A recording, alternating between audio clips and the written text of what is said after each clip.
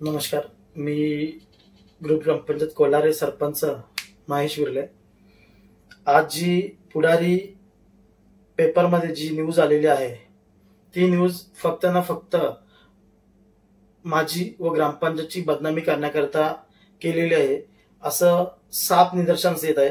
कारण मला जी ग्रामपंचायत मध्ये नेरळ संकुल विकास प्राधिकरण यांच्याकडून जी प्राप्त नोटीस आहे त्याच्यामध्ये कुठेही त्या बांधकामाचा उल्लेख केला नाही.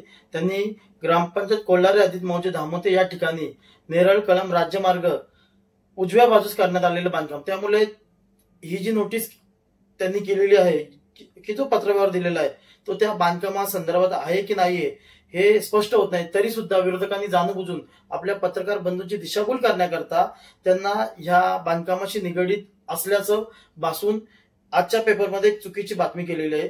त्यामध्ये जे विजय हजारे ज्यांनी त्यांची प्रतिक्रिया दिलेली की डॉक्टर बाबासाहेब आंबेडकर स्मारक व संविधान स्तंभासाठीची रितसर संबंधित विभागांच्या परवानग्या या घेऊन योग्य ठिकाणी कायदेशीर पद्धतीने बांधकाम करण्यासाठीची प्रक्रिया ही ग्रामपंचायतचे शासकीय अधिकारी तथा ग्राम अधिकारी व सरपंच यांनी आधी राबवली असती तर आज ही नाचक्की वेळ कोल्हारे ग्रामपंचायत ग्राम अधिकारी व सरपंच यांच्यावर आली नसती.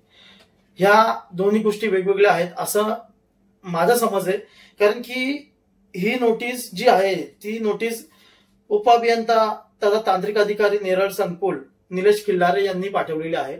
आणि हे जे काम आहे जे डॉक्टर बाबासाहेब आंबेडकर संविधान चौक सुशोभीकरण, पहिल्यांदा हे विरोधकांना माहित असलं पाहिजे, आपण चौक सुशोभीकरणाचं काम करताय.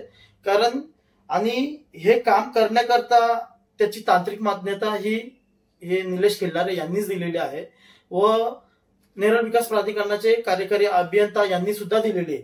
त्यामुळे आणि याच्या लाईनआउट सुद्धा त्या अभियंत्यांनी दिले, त्याच्यामुळं ही नोटीस या कामाच्या संबंधित नाहीये. परंतु जाणूनबुजून एक ग्रामपंचायत सरपंच व ग्रामपंचायत नाव कुठेतरी बदनाम हो या दृष्टिकोनातून ही बातमी झाल्याचे मला असं वाटतंय. दुसरी गोष्ट की आम्ही जे काम करतोय, जे ग्रामपंचायत मार्फत जे काम होतंय, आमच्याकडे जे डॉक्टर बाबासाहेब आंबेडकरांच्या प्रती खूप आस्था असणारे जी व्यक्ती आहेत किंवा समता समिती त्यांनी माझ्याकडे एक अर्ज दिला होता की त्या अर्जामध्ये त्यांनी सांगितलं होतं की आम्हाला तिथेशी त्या चौकामध्ये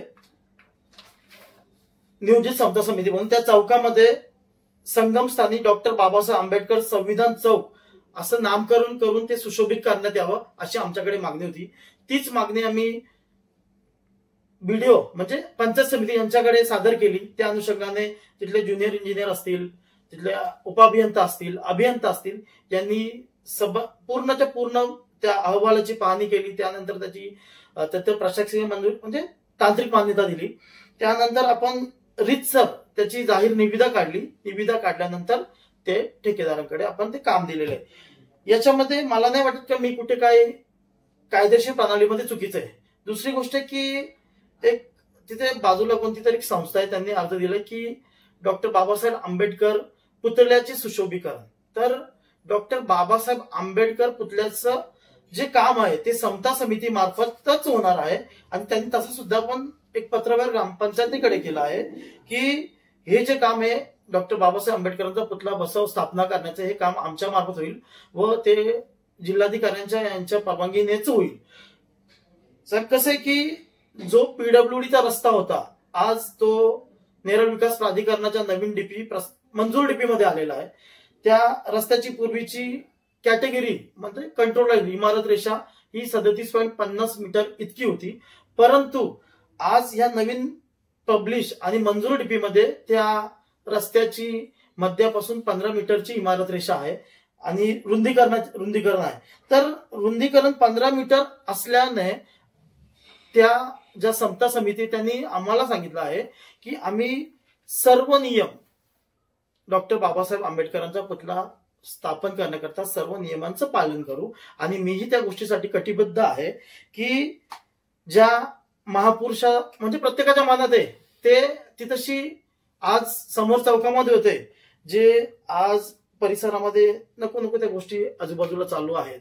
आपण बघतात कुठे गुटख्याच्या टपऱ्या असतील रस्त्याच्या लगत, पीडब्ल्यू रस्त्या लगत बरेच काय प्रकार म्हणजे नको नको त्या गोष्टी आहेत. पण त्या गोष्टीकडे लक्ष न देता जे सर्वांच्या हृदयात आहेत, ज्यांनी आज आपल्या देशाला संविधान देण्याचं काम केलंय, त्यांना भारत रत्न पुरस्कार प्राप्त आहे आणि ते कधीच कोणाच्या मनात अशा व्यक्तीच्या त्या पुतल्या करता एवढा किंवा त्यांच्या नावाचं जे सुशोभीकरण त्याकरता एवढा विरोध का, हा सुद्धा मला एक प्रश्न पडलेला आहे. दुसरी गोष्ट आहे की ह्या गोष्टी साध्य करण्यामागे या विरोधकांचा, म्हणजे माझ्या विरोधक तुम्हाला स्पष्ट सांगतो की याच्यामध्ये त्यांचा हेतू मला समजला नाही. की आज सर्वांच्या अस्तित्व प्रश्न आहे. आज जवळजवळ त्याची 1000 माणसं जमली होती. त्यांना खूप चांगलं वाटलं. डॉक्टर बाबासाहेब आंबेडकर चौक होते. त्यानंतर आम्ही स्वतः इथं परवानगी घेऊन इथं पुतळ्याची स्थापना करणार आहे. तर ही गोष्ट अडवून यांना काय मिळणार आहे हे मला काही समजलं नाही अद्यापपर्यंत. दुसरी गोष्ट आहे का, जर चांगलंच करायचंय तर याला परवानगी कशी प्राप्त होईल, यासाठी यांना आपण सोबत जाऊ ना. आपण जिल्हाधिकाऱ्यांकडे मागणी करू की साहेब, आमच्या परिसरामध्ये एक महापुरुषांचं, जसं बाजूलाच आम्ही हुतात्मा हिराजी गोमाजी पाटील यांचं चौक सुशोभीकरणाचं काम केलेलं आहे. पुढे डॉक्टर बाबासाहेब आंबेडकर चौक सुशोभीकरण, संविधान चौक सुशोभीकरणाचं काम. त्यानंतर जसं कर्जतमध्ये गेल्यानंतर छत्रपती शंभू महाराजांचं एक उभी प्रतिकृती आहे, तशा पद्धतीचं छत्रपती शिवाजी महाराजांचं, त्यानंतर आदियोगी शिवशंकराचं, या सर्व गोष्टी माझ्या मनात आहेत आणि त्या दृष्टीने आम्ही वाटचाल करतोय. परंतु विरोधकांना असं काय, म्हणजे काय मिळतं याच्यातून मला काय माहित नाहीये. आणि मी वारंवार सांगेल की माझ्या ग्रामपंचायत मधला बरेचसे लोक ज्या इथे राहतात ते बरेचसे लोक सुशिक्षित आहेत आणि त्यांना सर्वांना समजतंय की फक्त ग्रामपंचायतीला आणि सरपंचांना बदनाम करण्याच्या दृष्टिकोनाने हे सर्वच्या सर्व डायपच आहेत. ग्रामपंचायत हद्दीतील या अनधिकृत बांधकामाची संदर्भातील नोटीस तुम्हाला प्राप्त झालेली आहे, परंतु ते नेमकं बांधकाम कोणतं अनधिकृत असलेलं याचा त्याच्यावर उल्लेख नाहीये त्या नोटीसवर. पण अशाच प्रकारच्या इतर बांधकामांबाबत, जसं की अनधिकृत ढाबे असतील किंवा अनधिकृत काही आणखी इमारती असतील, याबाबतच्या कोणत्या तक्रारी तुमच्यापर्यंत ग्रामपंचायतमध्ये आतापर्यंत प्राप्त झालेल्या आहेत का? आणि जर झालेल्या असतील तर त्याच्याबाबत तुम्ही काय कार्यवाही केली? कसं आहे की ही गोष्ट मलाही समजली नाही की ज्या समाजहिताच्या, ज्या लोकहिताच्या गोष्टी आहेत त्याला एवढा तीव्र विरोध, आणि जिथे खरोखर की आपली नवतरुण पिढी असेल, बऱ्याचशा गोष्टीवर म्हणजे समाजाच्या हिताच्या दृष्टीने चुकीच्या असलेल्या गोष्टीला कोणच विरोध करत नाही, आणि जे हिताचे आहे त्याला विरोध करतात. आज ह्या ग्रामपंचायत मध्ये 2021 मध्ये 10 फेब्रुवारी 2021 मध्ये मी सरपंच पद सांभाळलं. तिथून मी बघतोय की विरोधक हे फक्त ना फक्त चांगल्या कामानेच विरोध करतात. जे वाईट काम आहे त्याला अजूनपर्यंत कोणी काही त्याची वाच्यताच केली नाही. की हे बघा, सगळ्यांना जग जाहीर आहे, नेरळ कळंब राज्यमार्ग मध्ये जो आपला ग्रामपंचायत मध्ये धामोते भाग येतोय, आपला कोलारे भाग येतोय, बोपेले भाग येतोय, रस्त्याच्या आजूबाजूला काय काय सर्वांना माहिती आहे. परंतु त्या दृष्टिकोनातून अजूनपर्यंत नेरळ विकास प्राधिकरणाला का नाही कळवलं? आम्ही तर जे आम्हाला इथे, आम्ही ते नेरळ विकास प्राधिकरणाला कळवतोय आणि त्यांनी त्यांच्यावरती कारवाई केली पाहिजे ही सगळ्यांचीच अपेक्षा आहे. परंतु हाच विषय, हा व्यक्तिगत विरोध आहे का याचाही प्रश्न मला पडलेला आहे. की जसं या आजूबाजूला, जसं माझं एक स्वप्न आहे किंवा आमच्या सर्वांचं एक विजन आहे की ही ग्रामपंचायत म्हणजे जसे आम्ही रस्ते करतायत, जसे आम्ही स्ट्रीट लाईट लावतोय, जसं आम्ही कचरा उचलण्याची व्यवस्था करतोय, त्यानंतर बऱ्याचशा गोष्टी ग्रामपंचायतमध्ये आपण, तुम्ही एसटी स्टँड पाहिला असेल, सगळ्याच गोष्टी तुम्ही पाहिलेल्या आहेत. आता पाण्याचं फिल्ट्रेशन प्लांटचं काम चालू आहे. तर ह्या गोष्टी होत असताना आपल्या पिढीला कुठेतरी एक त्यांच्या विचारांना चालना मिळेल. ज्या महापुरुषांनी आपल्या देशासाठी, आपल्या या सर्व म्हणजे आपल्या देशासाठी जे जे काय केलंय, छत्रपती शिवाजी महाराज असतील, हुतात्मा हिराजी गोमाजी पाटील असतील, डॉक्टर बाबासाहेब आंबेडकर असतील, या सर्व जे महापुरुष यांची जाणीव व यांची प्रतिकृती नेहमी दिसावी व त्यांची विचारांचा जागर व्हावा, या दृष्टिकोनातून जे काम करते त्याला एवढा विरोध का आहे याचं मला उत्तर अद्यापर्यंत समजलं. दुसरी गोष्ट आहे की जर एखादी जागा, म्हणजे मला समजत नाही ती जागा, त्या जागेमध्ये अतिक्रमण झालं पाहिजे यासाठी विरोधक हे करतायत का? कारण की ती जागा आपण खुली ठेवली, ती कोणाच्या मालकीची जागा नाही. आज बघा, ज्या संस्थेने सुद्धा पत्रव्यवहार केलंय त्याच्यामध्ये त्यांनी म्हणलंय की आमच्या मालकीची जागा नाहीये, त्यांच्या मालकीची जागा आहे असं कुठेच उल्लेख नाही. तर ही जागा खुली जागा आहे. तुम्ही बघता इतरत्र प्रत्येक ठिकाणी तुम्ही गेल्यानंतर जिथे जागा खुली असेल तिथं कोणी व्यवसायाच्या हिशोबाने आपण जाऊन टपरी बांधूया, कोण गुटखा विकतो, कोण काय विकतो, त्यांचा विकास चालूच असतो त्यांचा स्वतःच्या पद्धतीने. पण ते एक महापुरुषांच्या एक सिंबॉलिक आयकॉन तिथं व्हावा, महापुरुषांची प्रतिकृती किंवा त्यांच्या नावाने चौक तिथं व्हावा. तर या गोष्टी करता का विरोध आहे, आम्ही वारंवार प्रश्न करेल की हा विरोध का आहे. हा माझी बदनामी करण्याचा डावपेच आहेच, पण माझी बदनामी करा, पण त्या महापुरुषांच्या बाबतीत जर एखादी गोष्ट घडते तर ती गोष्ट कुठेतरी थांबल्या पाहिजे. आता तुम्हाला जी नेरळ विकास प्राधिकरणाकडून ती संबंधित विभागाकडून नोटीस प्राप्त झालेली आहे, तर ते नोटीस ज्या विभागाकडून प्राप्त झालेली आहे त्याच विभागातील अधिकाऱ्यांनी या कामासंदर्भात, जर ती त्या कामासंदर्भात नोटीस असेल संविधान चौक संबंधी, तर त्याची चौकशी, पाहणी आणि तांत्रिक मान्यता त्यांनीच दिलेली होती. आता तेच अधिकारी पुन्हा नोटीस काढतायत, तर कुठेतरी अधिकाऱ्यांना वेटीस धरून त्यांच्यावर दबाव टाकून अशा प्रकारचं काम केलं जातंय का, असा तुम्हाला काही संशय आहे का? अशी शक्यता नाकारता येणार नाही, परंतु मी एक सांगेल की ज्या अधिकाऱ्यांनी जी तशी लाईन आउट दिलंय, तांत्रिक मान्यता दिलंय, तेच त्या कामाकरिता निष्कर्षित करा असं सांगणार आहे, असा माझा समज आहे. त्यामुळे मी एकदा जे अभियंता त्यांच्याशी पुन्हा खात्री करून घेईल. परंतु ही जी बातमी आहे ही साफ चुकीची आहे. माझ्या पत्रकार बंधूंची वारंवार दिशाभूल करण्याचा प्रयत्न केला जातात, पण पत्रकार बंधूंना एक माझा आवर्जून एक विनंती आहे की अशा दिशाभूल करणाऱ्या व्यक्तींवर तुम्ही जरा एक पडताळणी करा, त्याची शाश्वती करा. तो व्यक्ती असं का करतोय.